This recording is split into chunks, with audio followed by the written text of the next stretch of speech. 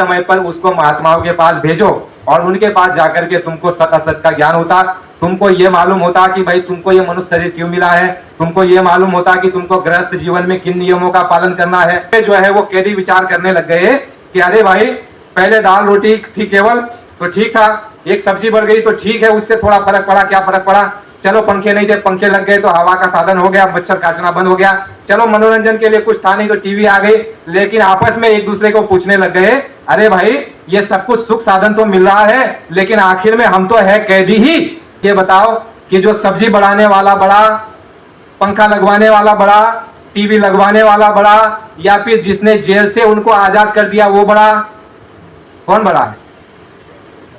जिसने उनको जेल से आजाद कर दिया हमेशा के लिए वो सबसे श्रेष्ठ और बड़ा है और वही होते। दूर दराज से आए हुए हमारे सत्संगी धर्म प्रेमी, इस गांव के सभी नर नारी सज्जन महानुभाव, इस आवाज को जहां तक भी जो भी सुन पा रहा है, आप सभी नर नारियों को सादर जय गुरुदेव। धर्म प्रेमियों, हमारा आपका परम सौभाग्य है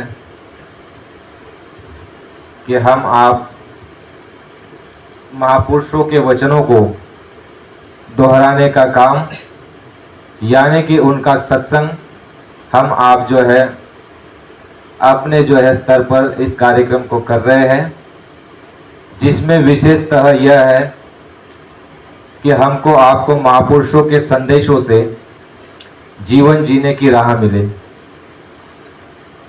गुरु महाराज ने कहा कि जितनी आवश्यकता एक मरीज को यानी बीमार को डॉक्टर की, वैद्य की और हकीम की नहीं है, जितनी आवश्यकता राजा को रैयत की नहीं है, जितनी आवश्यकता एक दूध मुहे बच्चा यानी कि जिसने अभी अभी जन्म लिया है, जितनी आवश्यकता उस दूध मुहे बच्चे को उसकी माँ की है, बाबा जी ने कहा कि इन आवश्यकताओं से कई हजार गुना अधिक आवश्यकता सभी नर नारी स्त्री पुरुषों को महात्माओं की है। गुरु महाराज ने यह कहा कि महात्मा मनुष्यों के कल्याण के लिए, जीव कल्याण के हेतु इस धरातल पर अवतार लेते हैं।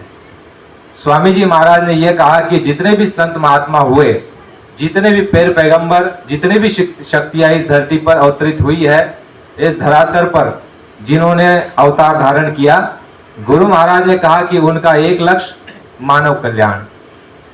स्वामी जी महाराज ने कहा कि भगवान रामकृष्ण, आदि गुरु शंकराचार्य, मोहम्मद साहब, ईसा मसीह, गौतम बुद्ध, नानक, कबीर, पलटू, मीरा, बाबा जी ने कहा राधा स्वामी में शिवदयाल जी महाराज, दादा गुरु से लेकर के बाबा जी, जितने भी महापुरुष यानी जितने भी महात्मा इस धरती पर आए, उनका जो है एक सूत्री कार्यक्रम कि मनुष्य जो है अपने जीवन काल में सुखमय हो, यह संसार भी उसका बने, और इस संसार को छूटने के बाद गुरु महाराज ने कहा कि इसका परलोक भी बने।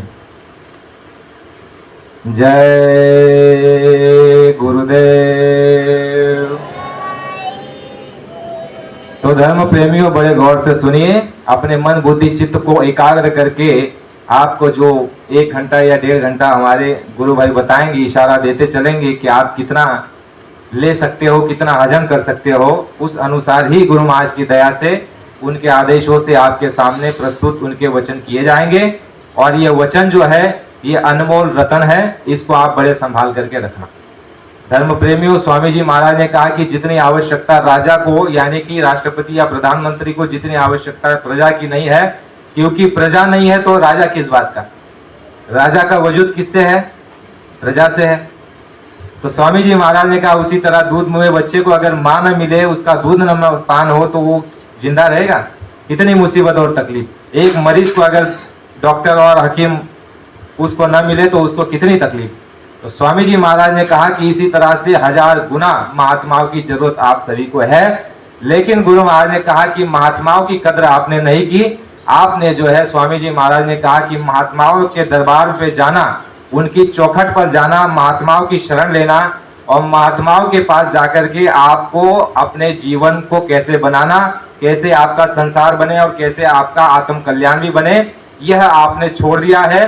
यही कारण है गुरु महाराज ने कहा कि जिससे कि जितनी भी संसारिक परिस्थितियां और तकलीफ आफत परेशानियां तुम्हारे हमारे सामने मौजूद खड़ी है, स्वामी जी महाराज ने कहा कि उसका एक ही मूल कारण है। वह कारण कौन सा है कि हमने आपने महात्माओं के पास जाना बंद कर दिया। धर्म प्रेमियों, हमारी भारतीय संस्कृति में एक शिक्षा थी, एक नियम था, एक व्यवस्था थी। चाहे कितने भी बड़े राजा महाराजा धनी मानी के घर में आपका जन्म हुआ हो, तो देखो राजा महाराजा भी अपने बालक को यानी अपने बच्चों को एक उम्र के बाद जो है महात्माओं के आश्रम पर भेजा करते थे। महात्माओं के आश्रम को भेजा करते थे, जिसमें आप ज्वलंत उदाहरण जो आपको कथा वार्ता में बताया जाता है, भगवान राम के जो पिता थे राजा दशरथ चक्रवर्ती राजा थे, चक्रवर्ती सम्राट थे। उनको क्या आवश्यकता थी भगवान राम को महात्माओं के पास, वशिष्ठ मुनि के पास भेजने की। लेकिन ये व्यवस्था हमारी ऋषि मुनियों ने, फिर पैगंबरों ने आदि से रखी कि भाई जब बच्चा एक बुद्धि रखने लग जाए, उसको समझ में आने लग जाए, उस समय पर उसको महात्माओं के पास भेजो और उनके पास जाकर के तुमको सत असत का ज्ञान होता। तुमको ये मालूम होता कि भाई तुमको ये मनुष्य शरीर क्यों मिला है, तुमको ये मालूम होता कि तुमको गृहस्थ जीवन में किन नियमों का पालन करना है। गुरु महाराज ने कहा कि बच्चा तुम्हारा जन्म तो हो गया। गुरु महाराज ने आदि से बताया, आदि का मतलब है स्वामी जी महाराज ने ये कहा कि अब की बार जो ये तुमको मनुष्य शरीर मिला है ये ऐसे ही नहीं मिला है। तुम लक्ष्य 84 की मार खा करके आए हो, नरक 84 की यातना झेल करके आए हो।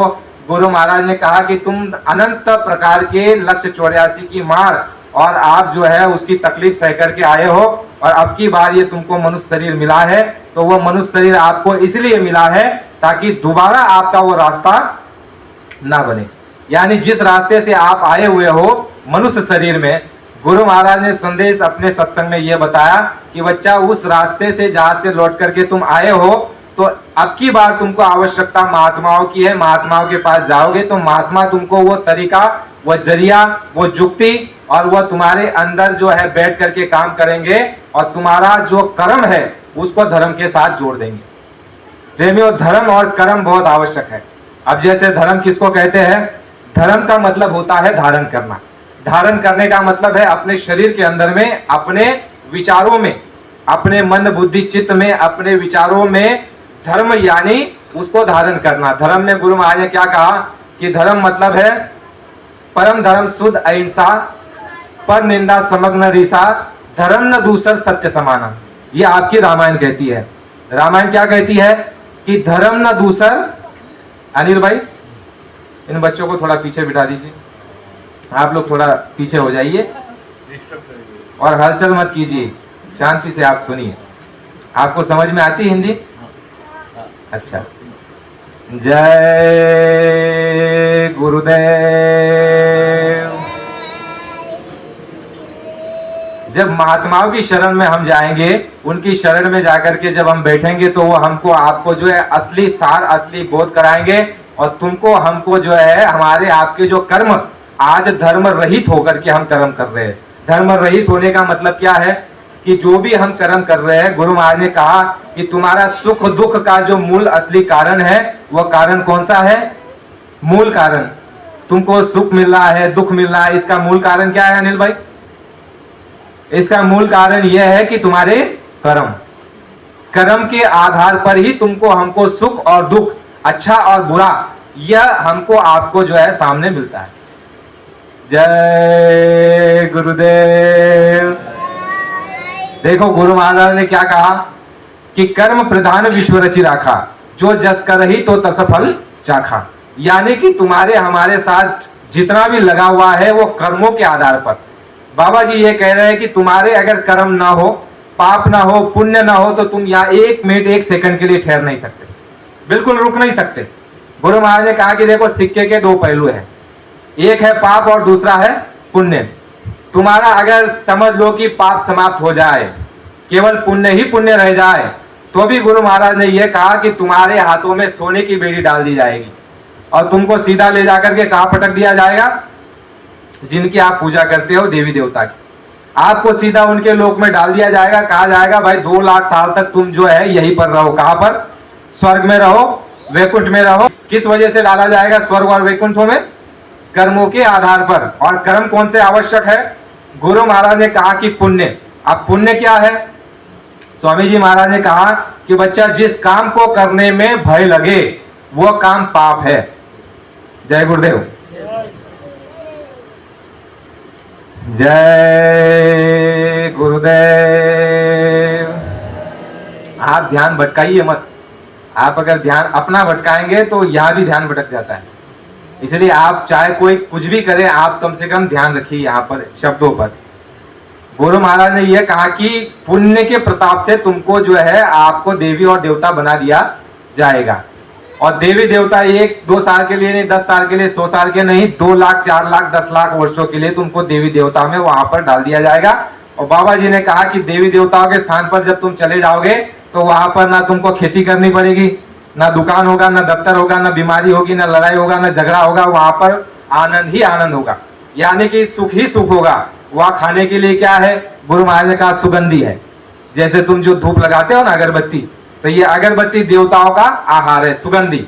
यज्ञ जो करते हो उसमें तिल डालते हो, जव डालते हो, उसमें शक्कर डालते हो, उसमें घी डालते हो, उससे जो धुआं निकलता है वो धुआं किसका है? देवी और देवता का वो आहार है। यानी बाबा जी ने कहा 17 तत्व का देवी देवताओं का शरीर, उनका लिंग शरीर, और उनका भोजन ये रोटी, फल फ्रूट, अनाज ये नहीं है। तुम हम जो चढ़ाते हैं फल फ्रूट, ये उनका भोजन नहीं। गुरु महाराज ने कहा सुगंधी उनका भोजन है। और तुमको वहां गुरु महाराज ने कहा कि इतनी सुगंध है। गुरु महाराज ने कहा उस स्वर्ग के देश के अंदर इतनी सुगंध है कि वहां से एक बूंद अगर मृत्युलोक में डाल दी जाए तो तुम्हारा पूरा मृत्युलोक महक जाएगा। तुमको सेंट लगाने की जरूरत नहीं पड़ेगी या बदबू नाम की कोई चीज नहीं होगी। इतना आनंद वहां पर, इतनी खुशी और सब कुछ वहां पर तुमको जो है आनंद मिलेगा। कितने वर्षों के लिए? गुरु महाराज ने कहा 2 लाख वर्ष, 4 लाख वर्ष। फिर समझो आगे का क्या होगा भाई, आगे का भी तो मालूम होना चाहिए।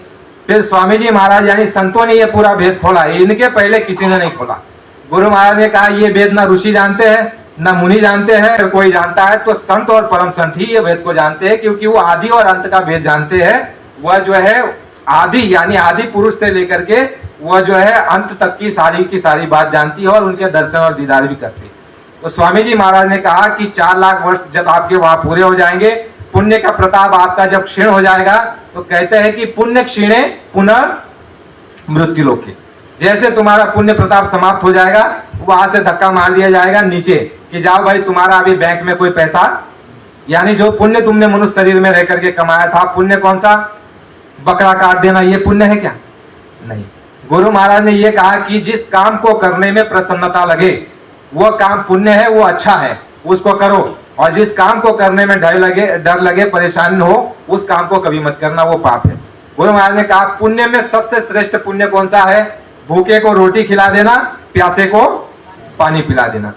गुरु महाराज ने कहा इसके अलावा तुम जितना भी करते हो उसका वो इतना महत्व नहीं, इतना बड़ा पुण्य नहीं है जितना पुण्य अगर तुमने भूखे को रोटी और प्यासे को पानी पिला दिया वो बन जाएगा।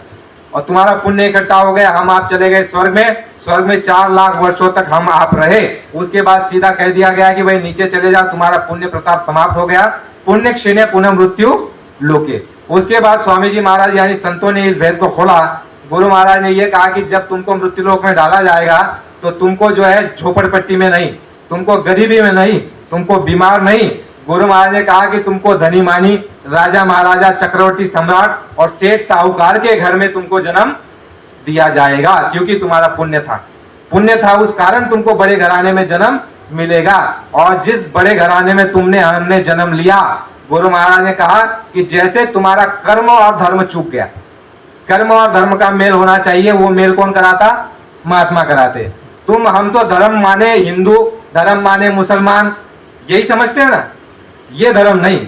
गुरु महाराज ने कहा धर्म माने धारण करने योग्य वस्तु, जिसके लिए रामायण में कहा कि धर्म न दूसर सत्य समाना। सत्य आया कि नहीं आया? यानी सत्य अगर बोलोगे तो ये धर्म है, कहलाओगे कि ये तुम धर्मात्मा हो, तुम धर्मवादी हो। यह नहीं कि आपने जो है तिलक लगा लिया, कंठी माला पहन ली और आपने गेरवा धारण कर लिया और आप ये कहोगे कि मैं धार्मिक हूं। धार्मिक ऐसे नहीं होते। धार्मिक का मतलब होता है धार्मिक जो वस्तुएं चीजें हैं, जो गुण है, उसको धारण करना। स्वामी जी महाराज ने कहा बड़े घराने में तुमको जन्म दे दिया गया, बड़े घराने में जो अनर्गल तरीके से कमाया हुआ धन है उसको जब तुम भोगने लग गए तो तुम्हारी बुद्धि हो गई खराब। तुमने महात्माओं के पास गए नहीं, क्योंकि बड़े घराने में जब तुमको जन्म मिलेगा तो वहां पर तुम्हारे पास शौक होगा, श्रृंगार होगा, खाने पीने के लिए सब कुछ साधन तुम्हारे पास होगा। फिर जब तुम धनी मानी के घर में होंगे, धनी मानी होंगे, तो तुमको क्या जरूरत है किसी के पास जाने की, है ना अनिल भाई? भाई आप और हम ये सोचते हैं कि थोड़ा पैसा आ जाए तो हम सोचते हैं अरे देख लेंगे, पुलिस केस कर देंगे, मार देंगे, पीट देंगे, इसके ऊपर मुकदमा चला देंगे, देख लेंगे। भाई अब मेरे पास पैसा है, मेरे पास सारी के सारे साधन है, मुझे क्या किसी की आवश्यकता है? तो स्वामी जी महाराज ने कहा कि ऐसी परिस्थिति में तुम महात्माओं के दरवाजे पर जाओगे नहीं, महात्माओं के सत्संग में बैठोगे नहीं, और बुरे तरीके से कमाया हुआ धन जब तुम उसको भोगोगे तो तुम्हारी बुद्धि हो गई खराब, मलिन बुद्धि हो जाएगी, खराब बुद्धि हो जाओगी, और अधर्म के रास्ते पर चले जाओगे और धर्म को त्याग दोगे और कर्म तुम्हारे दूषित हो जाएंगे। तो गुरु महाराज ने कहा कि वही एक समय जो स्वर्ग में गया हुआ था और उसी के बुरे कर्म बन गए, तो आगे का जब उसका मनुष्य शरीर छूटा तो उसको कहां डाल दिया गया? नरक और चौरासी। स्वामी जी महाराज ने सत्संग में यह बताया कि भगवान कृष्ण के समय की बात बताई कि भगवान कृष्ण जो है अर्जुन के साथ चल रहे थे, कहीं जा रहे थे, तो ये कीड़ा जमीन पर रेंग रहा था। भगवान कृष्ण अर्जुन से कहते हैं कि है अर्जुन, क्या तुम जानते हो कि ये जो कीड़ा जमीन पर रेंग रहा है, ये कीड़ा इससे पहले कहां पर था? अर्जुन ने कहा भगवान ये तो केवल आप ही जान सकते हो, हम क्या जाने, हम तो अपना जन्म नहीं जानते, तो इसका कहां से जानेंगे? भगवान कृष्ण ने कहा कि है अर्जुन, ये कीड़ा एक समय में ब्रह्म पद को प्राप्त था। किसको? ब्रह्मा विष्णु महादेव नहीं, महात्माओं ने कहा ब्रह्मा विष्णु महादेव पद जो है, स्थान जो है, लोक जो है वो नीचे, उसके ऊपर आदि मां शक्ति लोक, उसके ऊपर ईश्वर लोक, उसके ऊपर गुरु महाराज ने कहा कि माया लोक, और उसके ऊपर गुरु महाराज ने कहा ब्रह्मलोक। ब्रह्मलोक कितना ऊंचा स्थान! गुरु महाराज ने कहा एक जीव एक समय तपस्या करके पुण्य प्रताप से ब्रह्मलोक में पहुंच गया और लाखों वर्षों तक वह ब्रह्मलोक में रहा और ब्रह्म का रूप कहलाया। और देखो उसी को जब मृत्युलोक में डाल दिया गया और जब कर्म उसके खराब हो गए तो कर्म दूषित होने के कारण उसको नरक और 84 में, और देखो आज कीड़ा बन करके ये जमीन पर रेंग रहा है। गुरु महाराज ने कहा, भगवान कृष्ण कहते हैं कि अर्जुन मैं क्या तुमको बताऊं कि ये जीवों की क्या दुर्गति हो रही है, और ये कर्मों के सिद्धांत को, कर्मों की गति बड़ी न्यारी होती है अर्जुन, इसको कोई जानता नहीं, केवल इसको योगी ही जानते हैं, केवल संत ही इसको जानते हैं। स्वामी जी महाराज ने सत्संग में ये बताया कि ये कर्मों का जो तुम्हारा जो बही खाता है, कर्मों का जो तुम्हारा हमारा चौपड़ी है, डायरी है, कर्मों का जो खाता तुम्हारा हमारा है, गुरु महाराज ने कहा इसको कोई काट नहीं सकता बिना संतों महात्मा के। स्वामी जी महाराज ने कहा देवता जो है वो तुमको देंगे, देवता का मतलब होता है देने वाला, और वो क्या देंगे? गुरु महाराज ने कहा देवता तुमको जो है सुख साधन और संपदा दे सकते हैं शरीर के लिए। किसके लिए? शरीर के लिए। तो तुम तो सुख साधन और संपदा दे सकते हैं, तुमको राज दे देंगे, पाठ दे देंगे, तुमको धनी बना देंगे, मानी बना देंगे, रूपवान बना देंगे तुमको, लेकिन गुरु महाराज ने कहा कि तुम्हारा आत्म कल्याण देवता नहीं कर सकते। बड़े गौर से प्रेमियों आप सुनो, स्वामी जी महाराज ने सत्संग में सुनाया, गुरु महाराज ने यह कहा कि एक समय में एक जेल के अंदर में कई कैदी वहां पर कैद थे, तो उस जेल के अंदर में जब बड़े बड़े अधिकारी आते थे तो आकर के देखते थे कि भाई इस जेल में कितने लोग बंद? कहा कि 100 लोग बंद। तो कहा कि इनको खाने के लिए क्या? तो कहते दाल रोटी।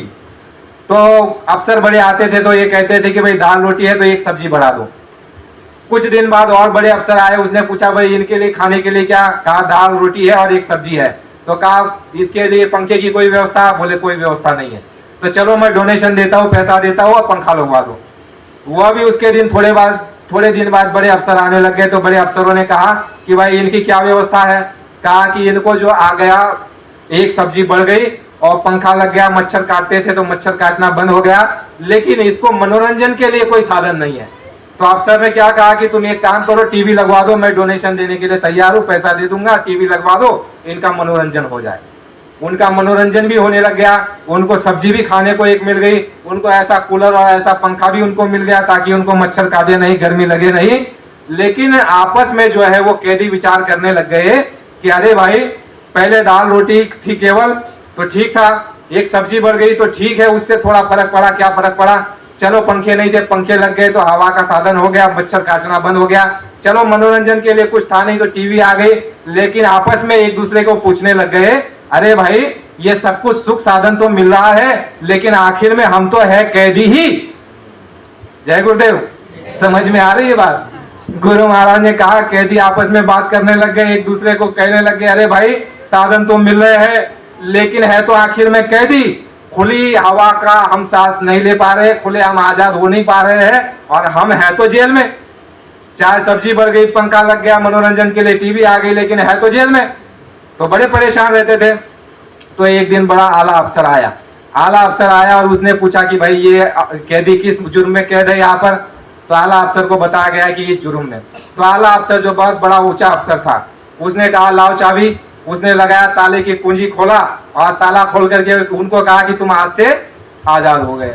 तो गुरु महाराज महात्मा बताते हैं कि आप हमको ये बताओ कि जो सब्जी बढ़ाने वाला बड़ा, पंखा लगवाने वाला बड़ा, टीवी लगवाने वाला बड़ा, या फिर जिसने जेल से उनको आजाद कर दिया वो बड़ा? कौन बड़ा है?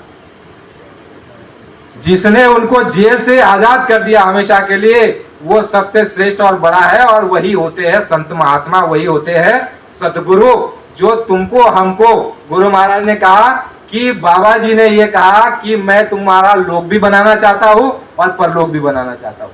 प्रेमियों, आप विशेष समय में आकर के बैठे हुए हो।